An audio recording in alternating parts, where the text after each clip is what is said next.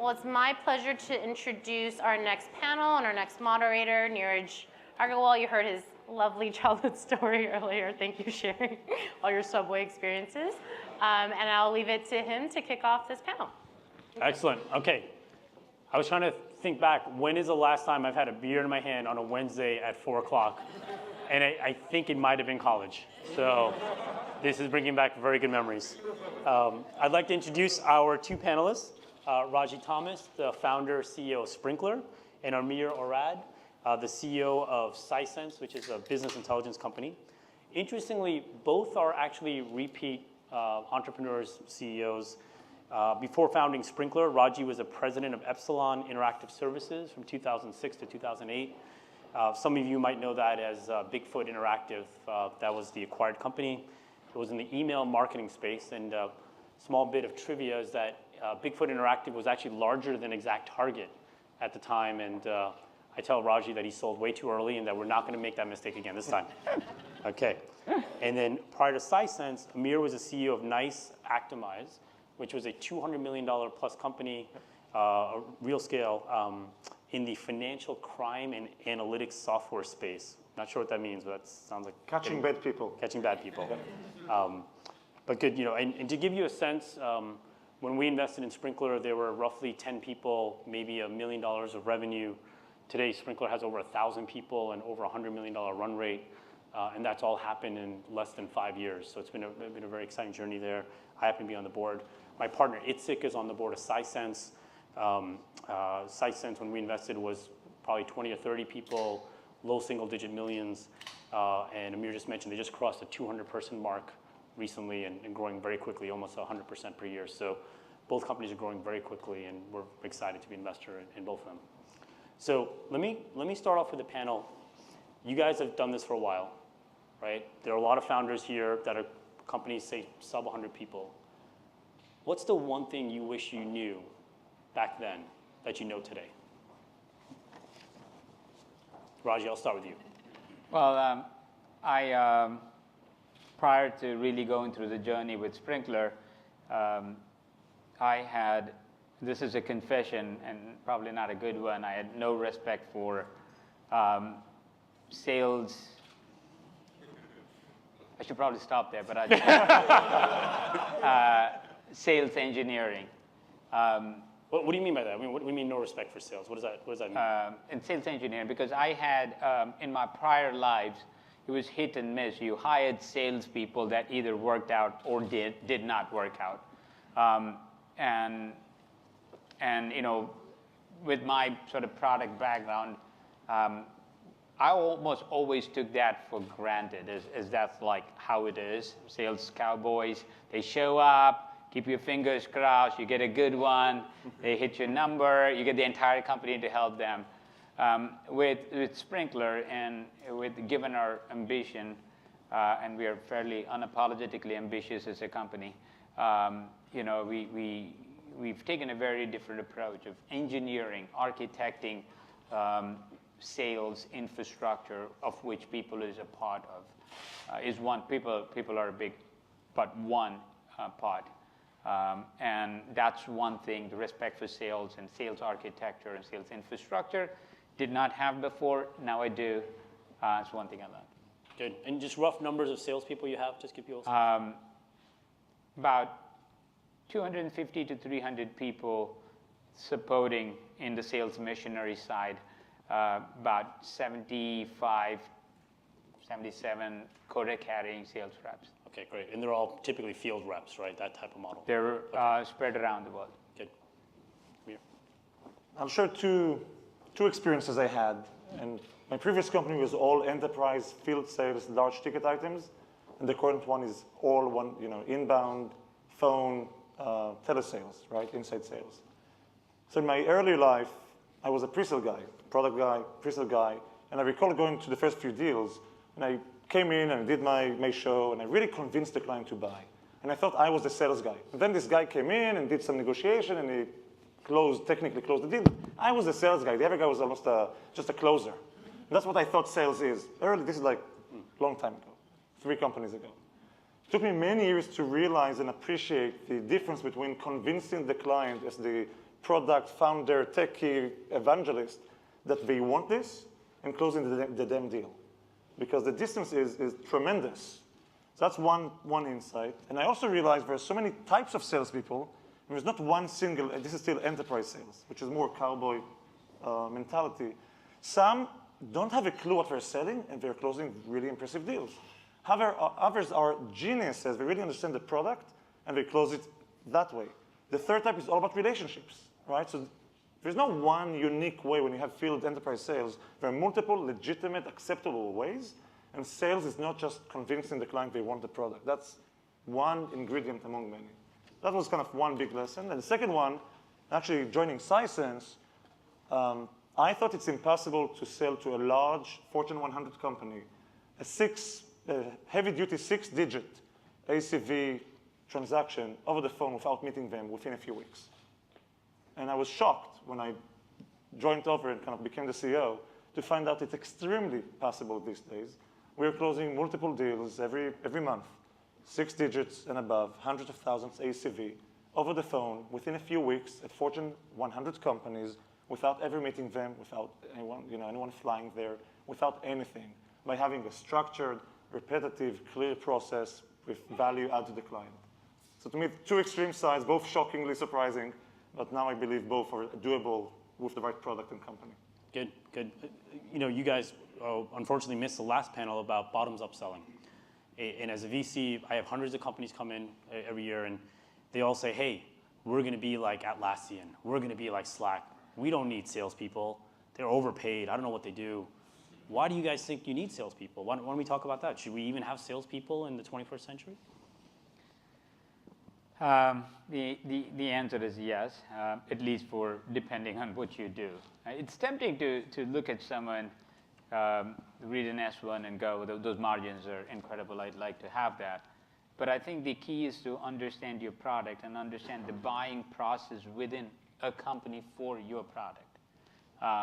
And for a product that needs to pass compliance, that needs to pass security audits, it would be very naive to assume that someone being impressed by the bells and whistles and finding someone with a need and finding that he's got a budget is a surefire way to make a sale. Quite the opposite. As you mentioned, it's really the beginning of the process. So depending on what you sell and who you're selling to, you have to align your selling process. And if your selling process involves multiple parties on the other side and has extra product process and work to do, then I think you would need a sales team and you would need to scale it. And the other part of that is, nothing happens until you sell something. So the rest of the organization in terms of planning, building, hitting your goals, if you just take and we all do this when we're doing, I did this for my first startup, look at how much have we sold in the first 12 months, how much can you sell with 5 people, you multiply the productivity model. And it doesn't work that way without a great sales process and sales engineering. I think the question is a bit naive or irrelevant. It's like, do you need an umbrella? Is it raining, not raining, sunny, not sunny? Do I like getting wet? It's a very abstract question. And the sales team does, roughly in my view, 3 things. They get in and capture the attention. It can be done in other ways, marketing, right, and so on. But that's one thing. Get in, capture the attention. Then it's demonstrating value that has a price tag to it, not generic value, right? Value that has a price tag. And then it's navigating the mechanical steps to close a deal, which could be compliance and security, politics, contracts, SLAs, what have you. You can achieve in different ways the different steps of the process. The question is, what's the most cost-effective one for you? So if you can get in with tremendous buzz and marketing, and if the value is just instant, you just see that it prints money, right? And if the contract is 1 line and it's free, you don't need a sales guy. So, and I think you need to ask the question in the context of what you're trying to achieve in your product, in your industry, in your strategic direction, and then answer the question, and then which type of salesperson, right? Inside, outbound, inbound, and so on and so on. Otherwise, it's generic. I would just add one more dimension to it. A good salesperson is a big part of your retention strategy. So while it might be all the three things you said, get and show value, there is life for businesses like us where ARR is our primary metric, and keeping that retention at 95% or above is really what drives our growth and valuation. So otherwise it's a leaky bucket, and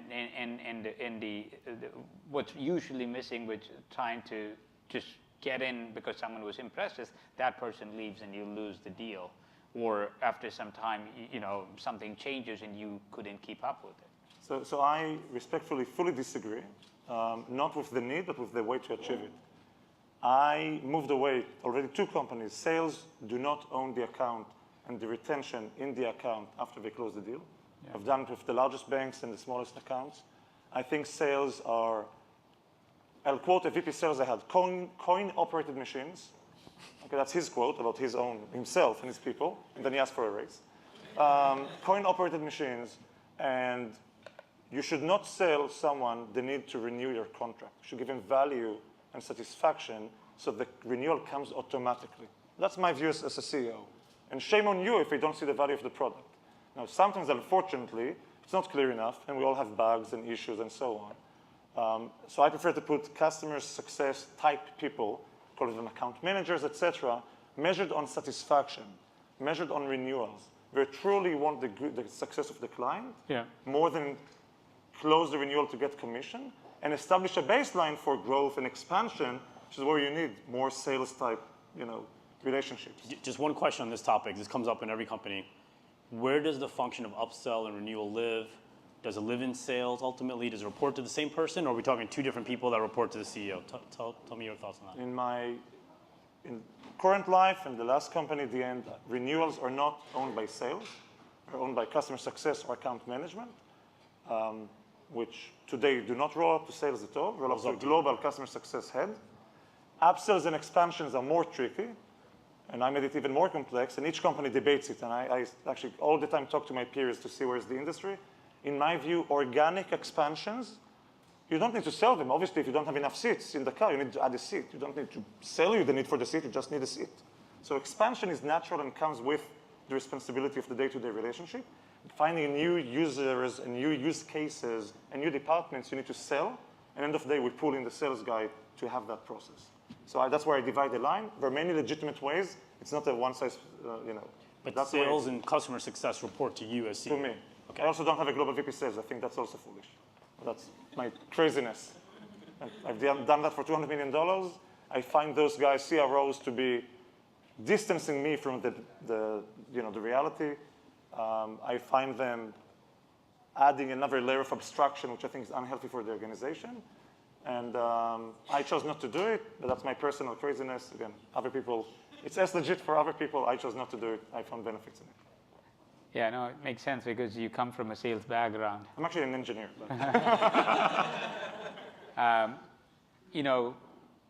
We do the same thing. We have a success organization that reports, up the hierarchy all the way. You're absolutely right in that sales and success should be split out. We do the same.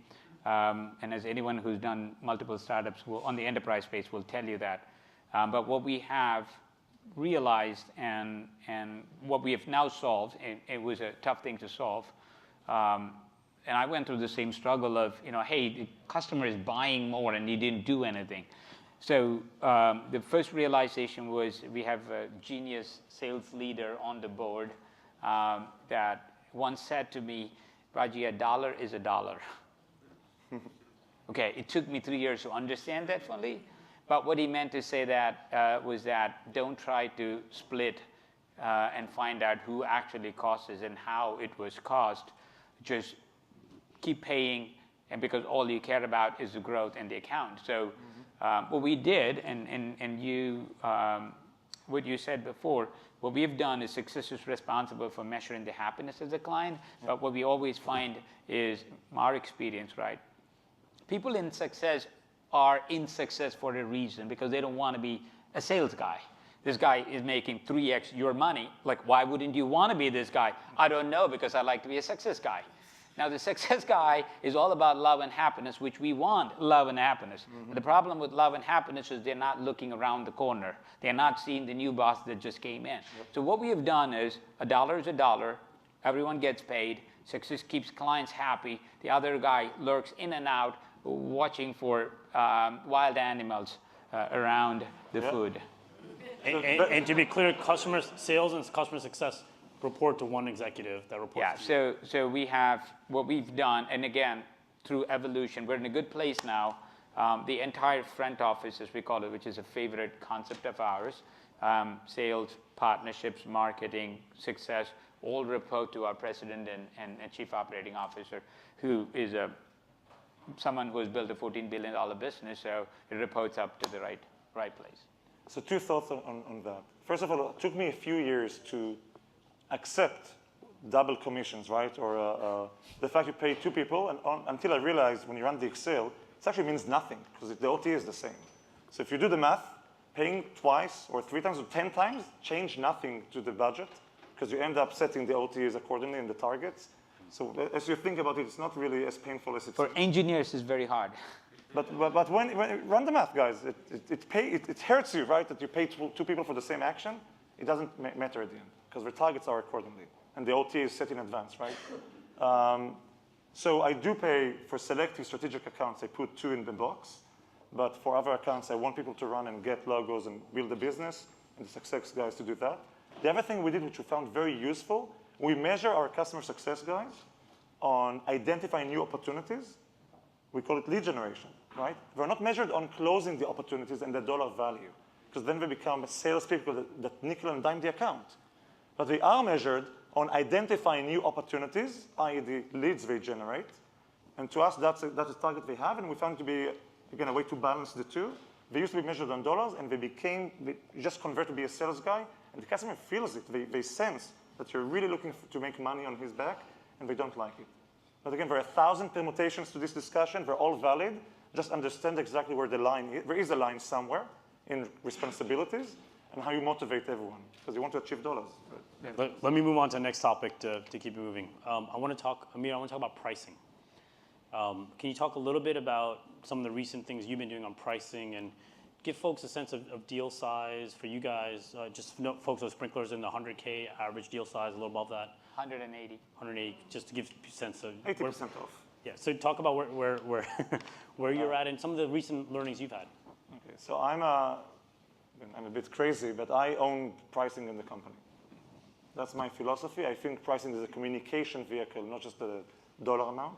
Communicates value, it aligns value to price. You have to align all the interests of the company. So it's either the head of product or kind of almost someone at that level to oversee everything. And lately we've done an interesting change. We actually raised our minimum price by 100% as a way to filter out customers who are not strategically interested in my product. From what to what? Just give people context. From low tens of thousands to high tens of thousands. And the goal was, it was a business decision, not a pricing decision. It was nothing to do with price. It was a business decision to filter out customers who are unable to commit early on, so I don't commit too much to them, only to find them churn because we don't care. So it was, again, to me, it's a communication vehicle more than just a dollar amount. And the other thing, we change it, you always have servers, users, capacity, different ways. How do you align your business messaging to the pricing? If you claim you're number 1 at X, is pricing aligned with X? Because if you're number 1 at X and the unit cost is Y, then you get a misalignment in the field between where you have the most value and where you capture the most money. To me, those were the 2 big. Well, isn't it obvious you should have higher deal size? Why was, so talk about the other side. What was higher deal sizes? You have more friction. You have less new logos, right? You have more risk volatility within a deal. So the deal size should be the right one to balance penetration and friction with maximization, right? And mutual commitment. If they commit to, I also had $10 million deals in my past. Those cannot fail. Someone will be fired, right, if they fail.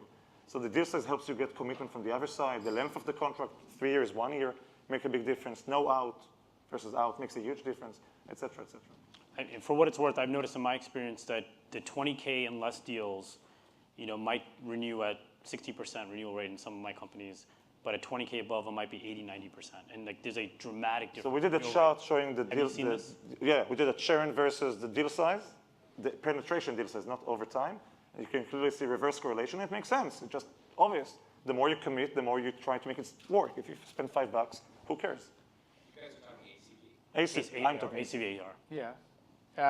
I've pricing, for a lot of people is a revenue optimization exercise.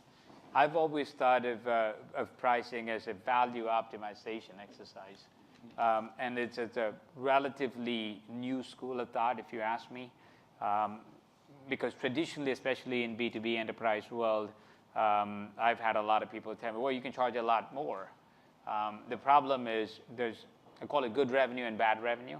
Good revenue is revenue that sticks and grows. Bad revenue makes you like not sleep well. When your primary numbers are ARR, retention is a big part because you're adding to the pie every year. So it's very tempting to take bad revenue because someone had extra budget or was a great sales guy or you disproportionate value perception. But the problem is you're bringing bad revenue in. And now I'm just deathly afraid of that. So I buy into the value optimization model where I look at the value that I can create for a client very measurably. And you can bake margins into it or not. But regardless, when you go against value, then you have a very defensible pricing mechanism. And if you want to see a classic example of how to do this really well, you should look at Amazon AWS pricing. Well, they proactively give you discounts and bring the price down as you move higher. And what that allows you to do is it puts you in a very defensible position.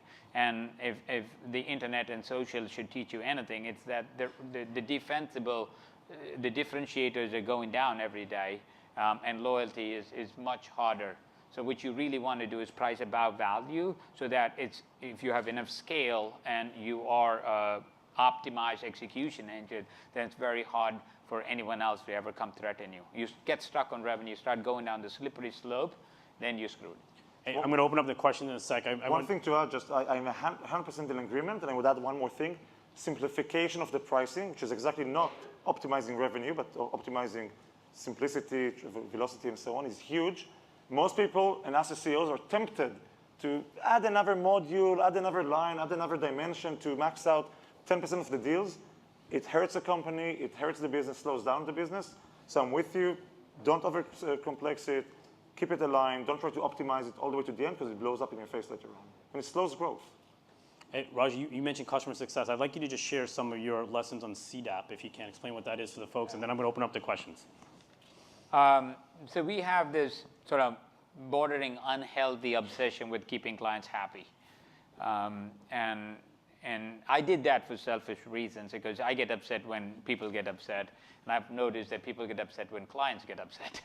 So it gets this you get into this vicious cycle of, clients are upset, you don't want to deal with them, and it just becomes nasty. So one promise I made in starting Spinklr was that we'll just focus excessively on keeping clients happy. So you don't have to renew them, but if they're a client, you take care of them, or you do best. Some clients just are impossible, but you try your damnedest. So the entire company, so that is a big focus for the entire company. So we have this dreaded meeting, not dreaded, you don't want to be on that call.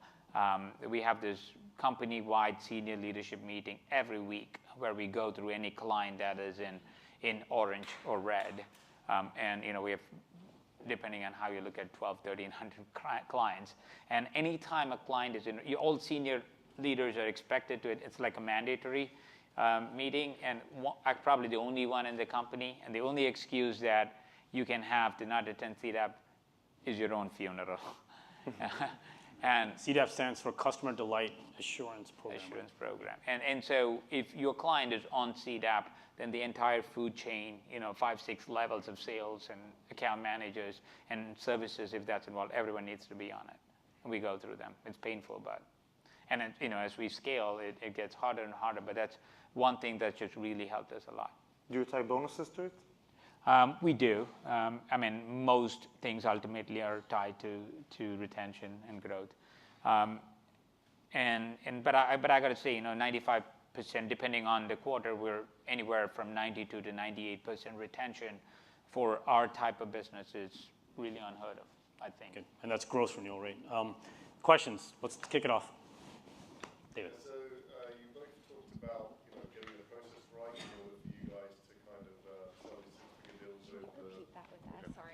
So you both talked about getting the process right in order for you guys to sell six-figure deals without having to visit customers and stuff like that. Can you give kind of an overview of how you kind of what those processes are and kind of like how they kind of work for you guys? Let me take a short stab at it.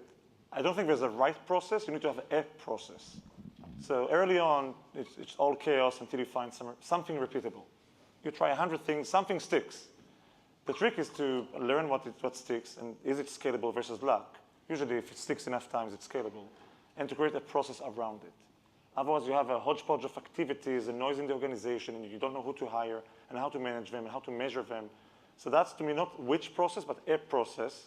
I know we all hate that word, but it's needed there. Repeatable is the magic. What exactly it is, it can change between each business so much. Yeah, so we have invested in, and I'm in the middle of investing a lot more into making that all a very predictable science. A lot of times when you start out, the process that you're thinking of is just, and for simple businesses, that might be just all you need. How do I advance the sale? That's just the process of selling. There is so many different parallel paths that you need to have processes defined when you're building a really scalable sales organization. The process of selling is one. The process of messaging as you go through your sales stages is another one. The process of planning, which is rolling up, rolling under, accounting for all of that stuff, and especially like at Spinklr, we have 5 to 6 levels where everyone's rolling up and forecasting. And in most companies, forecasting is they want it to be an art where you get to call the number. And I just freaking hate that word. So we just have broken down into stages with probability, and it's fairly mathematical at this point, and the calling will hurt in a lot of it. But that is the command of that planning process. And lastly, it's the command of the hiring process. And I have to, there's a company called Force Management.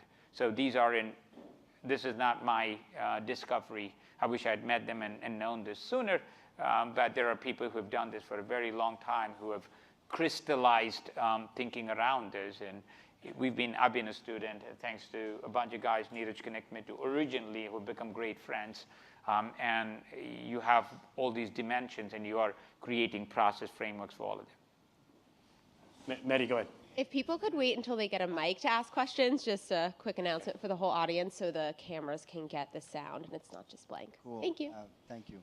So I'm in the process of evaluating force management as well. Is there a particular time where it makes more sense than others? Because it's not cheap. They're not cheap, and here's it's tempting to think that force management will come in and solve your problem. There's a phrase that I've heard John, who's now become a very, very dear friend. This is a person named John McMahon who ran sales at PTC, just for. And I was talking about John Kaplan. Sorry, John Kaplan, who's also at Force Management. Exactly. Yeah, John. Now, it says participating in your own rescue, right? What that means is force they come with a structure. That structure is imposed on your organization. But if your organization does not have its messaging, if the organization does not have its value prop, if it doesn't have your preliminary selling motion down, you're going to fail. Mm-hmm. So force will only work after you have figured out how to sell and your business is really working and you want structure on it to get predictable. And that's my assessment. Great. There's a question in the front here.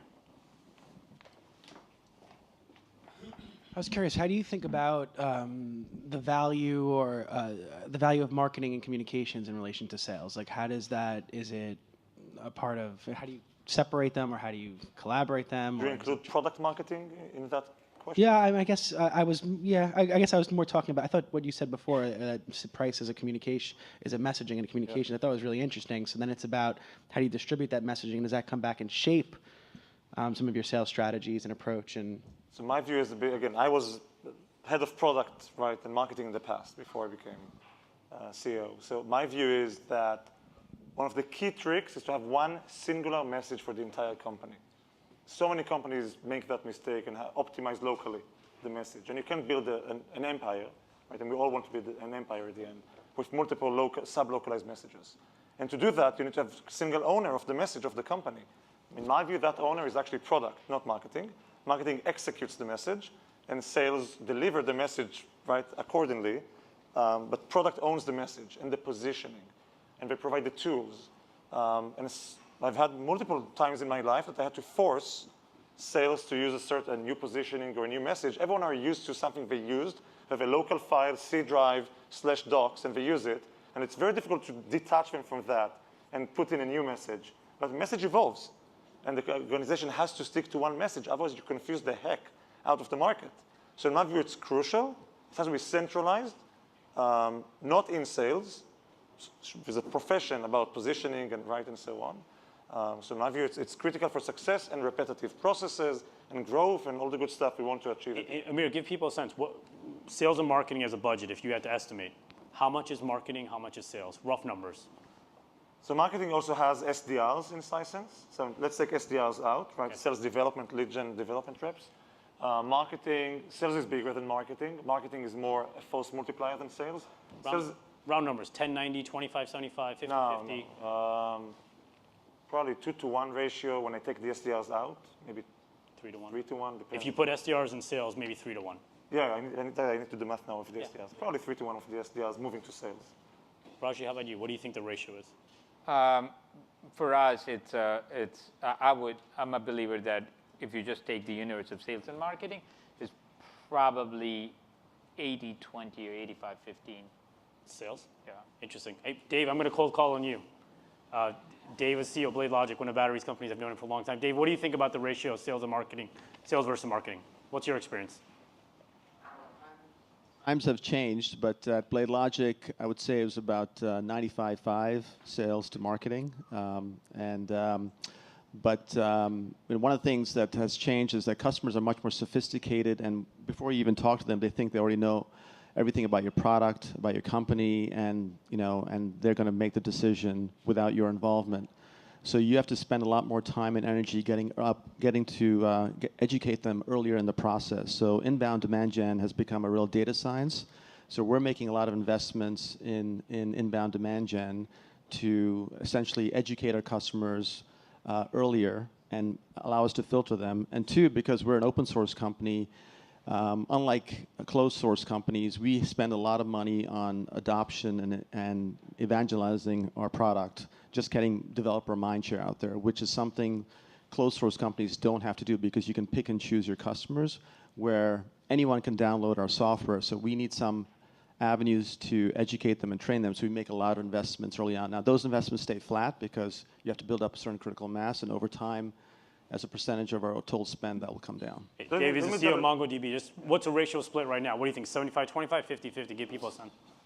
It is probably about, it's somewhere between 2 to 3 to 1. So let me double click on that because I thought as we spoke, first of all, it's 3-to-1 right now. I recall my CAC calculation exactly 3-to-1. But my previous company, this is the inside sales organization, lead gen oriented inside sales. My previous organization was 100% enterprise sales. It was easily 9-to-1, where marketing was kind of artillery, but that's it. We didn't do almost any lead gen. It was the sales guy knocking on the door, hopefully good PR, good events, etc. So I think that's also the difference between our businesses and that business. Enterprise sales will be much more 9-to-1, whatever. Inside? Yeah, I mean, I don't know whether your original question was about how does sales and marketing work with each other and enhance or not enhance each other. But if you look at marketing independently, all this is good. I want to say very thoughtfully that marketing is your worst sales guy's best excuse. Say it again? Marketing is your worst sales guy's best excuse. Good. Well, one last question, and hopefully we didn't create any marketing people to lose their jobs today. Daniel. Hey guys, wondering how you handle FUD, fear, uncertainty, doubt, as you encounter it from others or as you create it on your own. Wow. Yeah, I mean, you answer FUD with the product. That's what you answer. You don't answer FUD with FUD. And this is early on, we were in the social media management space currently, and there was a lot of FUD in our space when we got started. And it's much easier in a connected world as we are now. So what you do is you deliver the product. If your product is better than everyone, then your clients will speak, shout from rooftops for you. And that's how you deal with it. I believe spreading FUD is very short term and will blow up in your face. You lose credibility. You lose the high ground. It doesn't work in the long term. Even forget if it's right or wrong. I think it's also wrong, but it doesn't work in the long run. So actually, when I catch a sales guy doing that, it's usually because he's incapable. That's the only thing he knows, right? To spread FUD. It's not a sustainable business. When we hear it on the other direction, we actually use it as a leverage point. You heard all of that, but here are the amazing results we have. Why don't you try it out for 90 minutes? Do a quick POC. So you can turn it into an event, right? Because you have now a dissonance between the FUD and the Gartner results, testimonials, and so on. And you almost force the client to admit that there is a dissonance and he should try it out himself. So to me, you can leverage it in a good way. All right, before we close out, I have an important question for you guys. Why do you guys think Battery Ventures is the right VC firm for all of you? I'm just joking. Let me give a round of applause to Amir and Ragy for taking their time today.